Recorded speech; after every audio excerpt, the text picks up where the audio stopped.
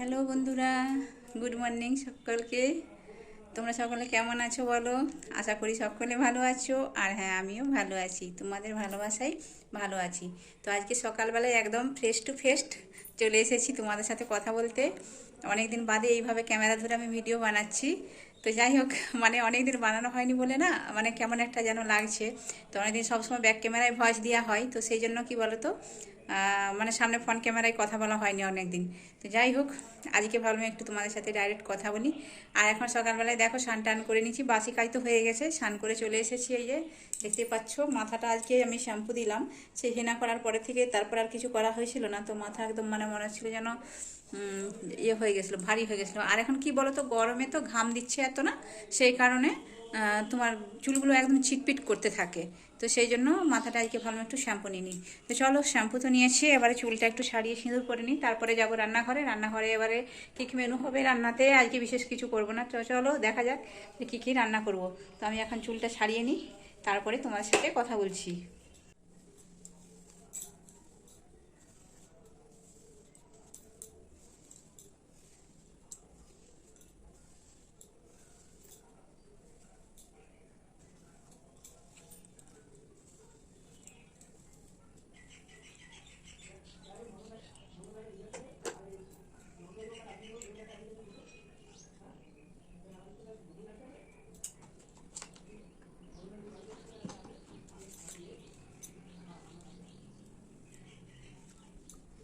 স্নান করার পরে আমি একটু শুধু গোলাপ জল ইউজ করি।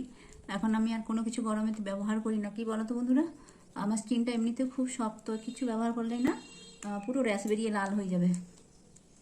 আর দেখবে স্নান করার পরে করলে তো একদমই ভালো লাগে না।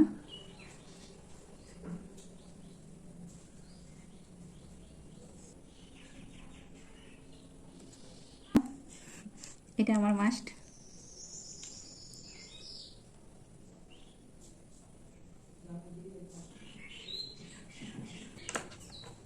আমি রেডি টোটাল।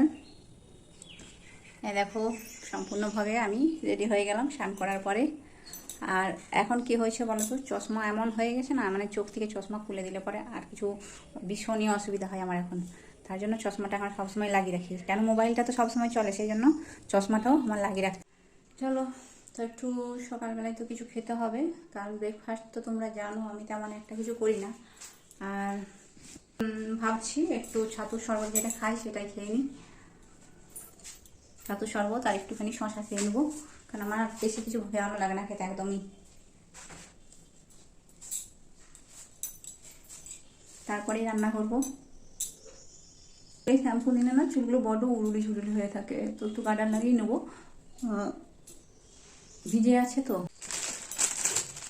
এই যে ছাতুর শরবত একটু বানিয়ে নিই এখন। এইটাই দেখো, জাগরি পাউডার আছে আমার, গুঁড়ো, এই দেখো গুড়ের গুঁড়ো।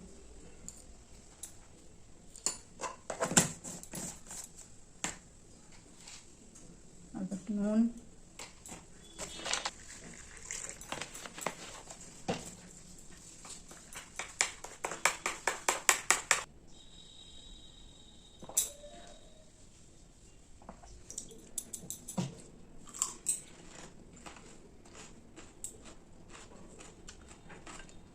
আমার ব্রেকফাস্ট হচ্ছে এটাই।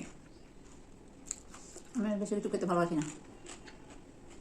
জিনিস দেখো বন্ধুরা, আমাদের গাছের ইঁচড় দেখো, তোমাদের দেখানো হয়নি কখনো, তো ডাইরেক্ট ভিডিও করি না, তো ওই জন্য তোমাদের দেখানো হয়নি। এই দেখো, টাটকা একদম পাড়া হয়েছে আজকেই। এই দেখো, দেখছো এখনো আঠা পড়ছে, এখনো আঠা পড়ছে এটা দিয়ে।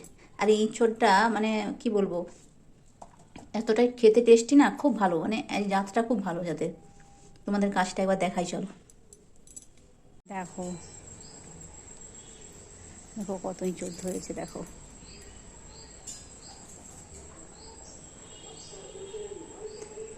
এই দেখো উপরের দিকে দেখো কত ঝোঁকা ঝোঁকা ইঁচড় ধরেছে, দেখতে পাচ্ছ? এখানে পেঁপে ধরেছে, এই দেখো কত বড় বড় পেঁপে ধরেছে গাছে।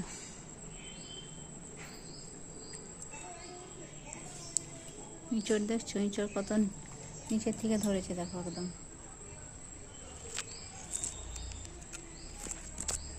এখানে ধরেছে, এখানে ধরেছে, আজকে এইখানটা থেকে পাড়া হয়েছে ইঁচড়গুলো, অনেক উপরে উপরে অনেক বড় বড় ইঁচড় ধরেছে, দেখতে পাচ্ছ? দেখলে তোমাদের দেখালাম ইঁচড় কত ধরেছে।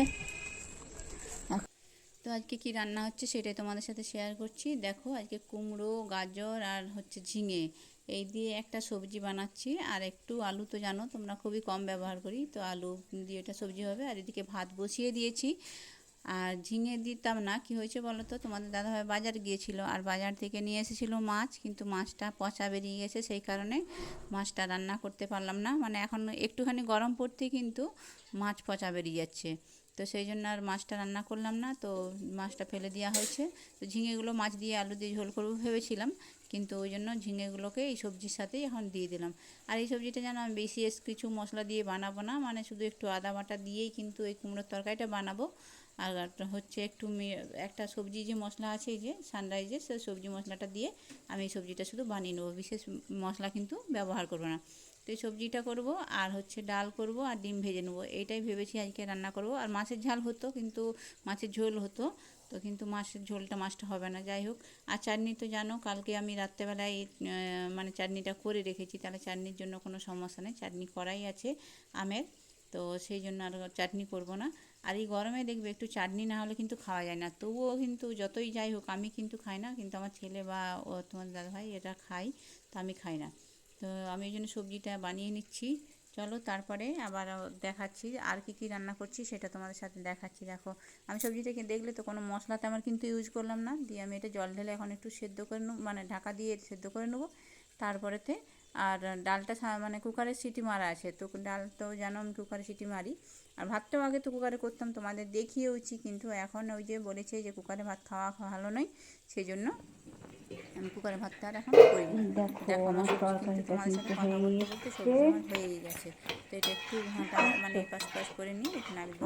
তরকারিটা কিন্তু খেতে খুব টেস্টি হয়েছিল, মানে খুবই স্বাদ হয়েছিল, সত্যি কথা বলতে। মানে মশলা দিলেই যে রান্না ভালো হয় এমনটা কিন্তু নয়, মশলা ছাড়া রান্না করতে পারলেও কিন্তু অনেকটা ভালো হয়। আর আমি কিন্তু রান্নাতে না আগে প্রচুর কাঁচা ছিলাম, কিন্তু এখন যেহেতু ইউটিউবে আমার এই প্ল্যাটফর্মে আমি রান্নার রেসিপি দিই, সেহেতু কিন্তু আস্তে আস্তে রান্নাটা মানে ভালো হয়ে যাচ্ছে। সত্যি কথা বলতে আমি আগে এতটা রান্নায় পারদর্শী ছিলাম না, হ্যাঁ খাবার দাবার করতে পারতাম, কিন্তু রান্নার দিকে আমি এতটা মানে অ্যাডভান্স ছিলাম না। তো এখন যাই হোক করতে করতে একটু অনেকটা অভিজ্ঞতা চলে এসেছে, এবং যাই হোক ভালো হয় তোমাদের আশীর্বাদে মোটামুটি ঠিকঠাক এখন হয়, মোটামুটি রান্নাগুলো ভালো হয়। তো চলো আজকে দেখতে পাচ্ছ আমার রেসিপি, কিন্তু মানে রেসিপি নয় আজকে, সরি, এটা আমি একটা সবজি বানিয়েছি, তো সেটা তোমাদেরকে দেখিয়ে দিলাম। তো এরপরে কি করছি সেটা তোমাদের সাথে শেয়ার করছি। এরপর আমি এখানে তরকারি তুলে নিয়ে ডালটা মানে সাঁতুলে নেব। আর এই যে ডালটা হয়ে গেছে, দেখো ডালটা সাঁতুলে নিয়েছি, ডালটাও ঢেলে দিয়ে রেখে দিই।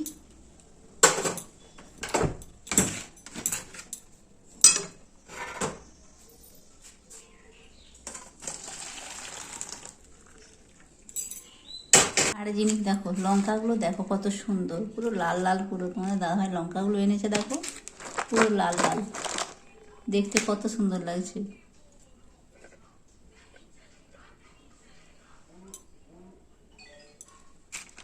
দেখছো? তো বন্ধুরা এখন খেতে দেব, বেলা হয়ে গেছে, ছেলের পরীক্ষা দিয়ে চলে এসেছে। আর আমার ছেলের পরীক্ষা চলছে জানো তো, এখন পরীক্ষা চলছে বলতে আজকে প্রায় শেষ হয়ে গেল, 6টা পরীক্ষা হয়ে গেল। আজকে ছিল বিজ্ঞান আর হচ্ছে অঙ্ক, দুটো দুটো করে হচ্ছে এখন, তার জন্য মানে 3 দিনেই শেষ হয়ে গেছে পরীক্ষা এখন। আর আজকে পরীক্ষা মোটামুটি ভালোই হয়েছে, আগের দিনেরগুলো ভালো হয়েছে, আজকেরটাও ভালো হয়েছে বললো, পরীক্ষা দিয়ে চলে এসেছে, তো সেই জন্য এখন খেতে দিয়ে দেবো। এরপরে অনেকটা বেলাও হয়ে গেছে, তো তোমাদের কাদের কাদের খাওয়া হয়েছে আর কাদের খাওয়া হয়নি এখনও বলো। আমার তো এই যে রান্নাবান্নার তো আর কিছু বললাম যে বেশি কিছু করিনি, ডাল একটা সবজি করেছি আর ডিম ভেজেছি, আর চাটনি তো কালকে করেছিলাম, আমার চাটনি করা আছে, তাহলে সেটা আছেই। যাই হোক, তো চলো এখন খেতেটা দিয়ে দিই। আসলে কী বলতো, অনেকদিন বাদে এরকম ফেস নিয়ে এসে ভিডিও করছি, সেই জন্য একটু কেমন আমার লাগছে, তো যাই হোক চলো। আর এই যে দেখো না, নাক ফুলটা সেদিনে সেই হাতে লেগে ভেঙে গেল, তো সেটা আর করানোই হয়নি, মানে ভেঙে বলছে একদম তেবড়ে গেছে, জানি না ওটা ঠিক করা যাবে কি না, খাওয়ার পরে একটু ঘুমোতে হবে, সবার ভিডিও চলছে, এই আর কি। চলো এখন খেতেটা দিই। হ্যাঁ খালি পেটে আছে না, ওই জন্য ঘুম চলে এসেছে গুন্টু কন্টুর। তো এই যে এখন খেতে বসেছি আমরা সবাই। এই যে আমার গুনু ঘুমিয়ে যাচ্ছে গো, ঘুম পেয়ে যাচ্ছে আমার গুনুটার। এই দেখো আমার ঘুনুটা কুটুটা। এরা মিছিল করছে বিচারপতির বিরুদ্ধে তৃণমূল। গুড ইভিনিং বন্ধুরা, আবার চলে এলাম। তো দেখো আজকে এই যে মানে চাটা সব এখন খাওয়া হয়ে গেছে। খাওয়া দাওয়ার পরে চায়ের ভিডিও আর কিছু করিনি। তো খাওয়া দাওয়ার পরে এখন এই যে রান্না বসিয়েছি। আজকে কি বলতো রান্না হচ্ছে, মানে আমার তো এমনি তো প্রত্যেক দিন রুটি হয়, কিন্তু আজকে ভাত হচ্ছে। কারণ কি কদিন ধরেই মাংস মানে চিকেন করছিল, তো সেই চিকেন আনা হয়নি। তো সেই জন্য আজকে বলছি কাল তো আবার নিরামিষ হবে, কাল নিরামিষ পরশু জল ঢালা এই করে হবে না। তার জন্য এখন ছেলে যেহেতু আজকে একটা মানে পরীক্ষার একটা স্টেবল জায়গায় চলে এসেছে, 3-4-6টা পরীক্ষা হয়ে গেছে, এবার শুধু সংস্কৃতটা বাকি আছে। তো সেই জন্যই বলছে তাহলে আজকে রাত্রেবেলাই হয়ে যাক। তো সেই জন্য আজকে এখন চিকেন আনা হয়েছে আর এদিকে ভাত বসিয়েছি। রাত্রেবেলায় বলে না আমি এখন কুকারে এই ভাতটা বসিয়ে দিচ্ছি, আর এখন হাঁড়িতে আর বসাচ্ছি না, কুকারেই বসিয়েছি। কিন্তু এই কুকারটা সবসময় না বসানো খুব রিস্ক। দাঁড়াও আমি আগে ঠিক করে বসিয়ে দিই, খুব রিস্ক। দাঁড়াও আমি আগে ঠিক করে বসিয়ে দিই। কুকার থেকেই ইয়ে হয়েছিল আমার, মানে পুড়ে গেছিলাম আমি, যাই হোক। আর এখানে এই যে চিকেনটা একটু নুন হলুদ দিয়ে মাখিয়ে রেখেছি, তেল দিয়ে এটা মাখিয়ে রেখেছি। আর এখানে এই যে এগুলো কেটে রেখেছি, পেঁয়াজ আদা এগুলো এখন একটু ব্লেন্ড করে নেবো মিক্সারেতে। আজকে রাত্রেবেলায় এই চিকেন হবে আর ভাত হবে, আর কিছু করবো না। আর দিনের বেলায় সবজিটা বানিয়েছিলাম, সেই সবজিটা আছেই, তাহলে সেইটা ইয়ে হবে। আর আমি তো জানো চিকেন তেমন একটা খাই না, তো সেই জন্য আর বেশি কিছু করবো না। এটা এখন একটু ব্লেন্ড করে নিই একটুখানি জল দিয়ে। আর এখানে যে দুধটা ফুটিয়ে নিয়েছি, দুধটা ফুটানো হয়ে গেছে, দেখছো গরম আছে, অথচ আমি হাত দিয়ে ধরে নিচ্ছি। সবসময় কিছু না কিছু এরকম ভুল করেই থাকি আমি। দেখো ভাতটা হয়েও গেছে আমার, এখন গ্যাসটা বন্ধ করে দিলাম। এখন নামানো থাক 10 মিনিট। আর রাত্রেবেলার তো সেই জন্য একটু হালকা করেই করবো, কারণ বেশি মানে রিচ করবো না। তাতে কি হবে, রাত্রেবেলায় খাওয়া দাওয়া করলে সমস্যা একটু। আমার তো রাত্রেবেলা একদমই ভালো লাগে না, কিন্তু কি করব, ছেলেরা খাবে বলছে। করার জন্য একটু তেল দিয়ে দিচ্ছি। বেশি নিয়ে আসা হয়নি, বোধহয় কত নিয়ে এসছে, 500 মতো নিয়ে এসছে। আর কী বলতো, বেশি আনলে পরে এমনিতেই তো কে উদ্ধার করবে। হ্যাঁ, বড়ো ছেলে থাকলে তখন কিন্তু আমার এই বাড়িতে চিকেনটা অনেকটা লাগে, কারণ ও খায়, আমার ছোটো ছেলে খায় ঠিক কথা, কিন্তু ওর বাবা বেশি খাবে না। তো তোমার দাদা ভাই অল্প খাবে আর আমি তো খাবোই না, তাহলে তো হয়েই গেল। তাহলে ওই জন্য 500 নিয়ে এসছে, দুজনে মিলে খাবে। আর যেহেতু কালকে খাওয়া চলবে না, ওই জন্য আরও বিশেষ করে বললাম যে কম করে নিয়ে আসো। কালকে যদি খাওয়া চলতো তাহলে সেক্ষেত্রে ঠিক ছিল। তাও এখন গরমের দিন, এখন এই রাতে দেখিয়ে দিলে কালকে খাওয়াটা, সেটাও ঠিক নয়। শীতকাল হয় আলাদা কথা, কিন্তু গরমের দিনে খাওয়াটা কিন্তু একদমই ঠিক নয়। চলো এখন চিকেনটা বসিয়ে দিই, কারণ হতে একটু টাইম লাগবে, তখন খাবার খিদে পেয়ে যাবে, এখন পড়াশোনা চলছে।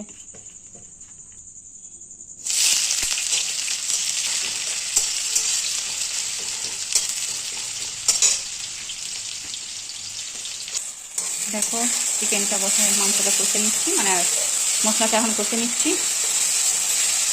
আর হলুদ আমার যেহেতু ওখানে দেওয়া আছে, সেহেতু কিন্তু এখানে হলুদটা একটু পরিমাণে কম দেবো। চিকেনে মাখানো আছে হলুদটা, তাই বেশি পরিমাণে আর দিচ্ছি না।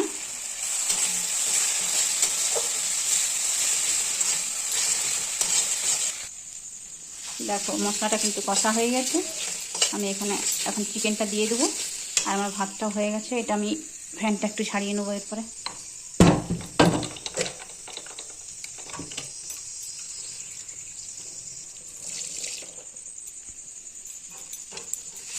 মশলাটা পুরো কষা হয়ে গেছে।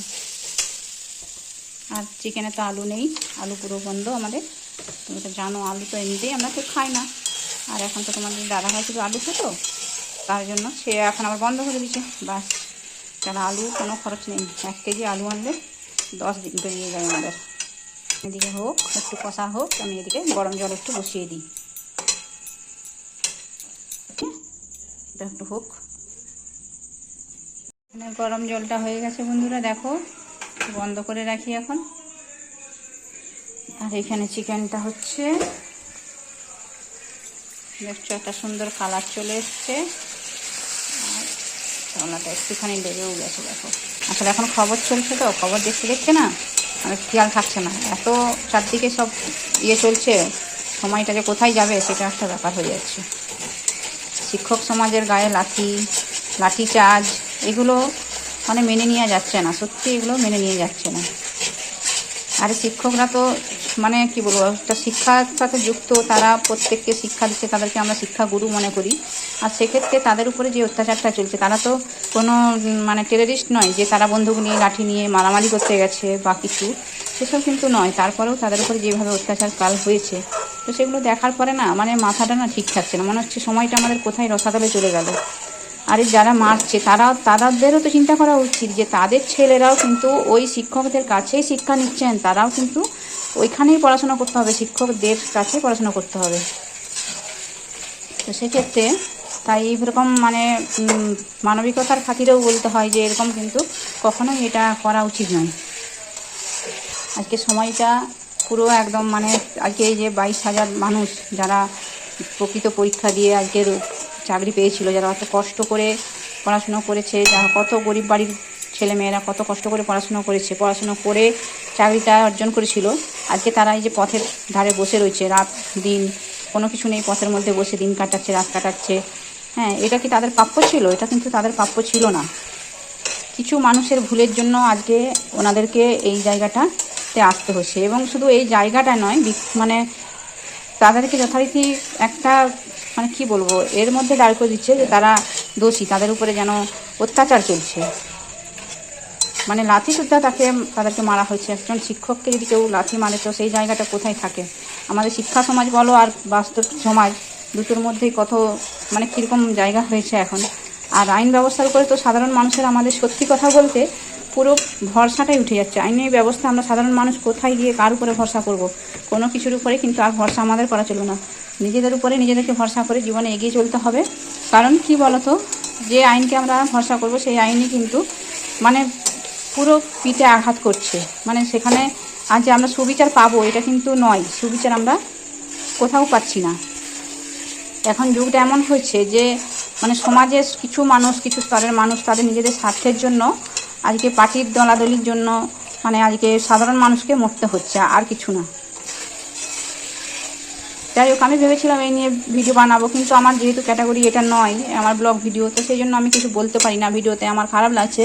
তারপরেও আমি কিন্তু ভিডিও বানাতে পারি। কিন্তু আজকে সত্যি কথা, আজকে ওনারা যে এতদিন ধরে কেস চললো, এত খরচা করে এত দিন ধরে যে ওনাদের মানে কি বলবো একটা স্ট্রাগল করলো, যে ধর্মঘট এতদিন রাতের পর রাত ওনারা ধর্মতলায় বসে কাটিয়েছে, সব কিছু কিন্তু বিসর্জন হয়ে গেল। মানুষের মানবিকতাটাও একটু কাজে লাগলো না, যে এতগুলো মানুষের পেটে লাথি মারবো, তাতে কি হতে পারে কি না হতে পারে। শুধু তো 26,000 মানুষ নয়, তার সাথে ধরুন আরও তাদের 5 জন করে মেম্বার ধরে নিলে 1,30,000 মানুষের উপরে যে মানে প্রহার করা হচ্ছে, সেটা কিন্তু সত্যি কথা বলতে এটা ঠিক নয়। এটা আমরা সাধারণ মধ্যবিত্ত মানুষ, আমাদের তো কিছু নেই, অনেক কষ্ট করে ছেলেদের পড়াশোনা করাচ্ছি, অনেক কষ্ট করে সত্যি কথা বলতে।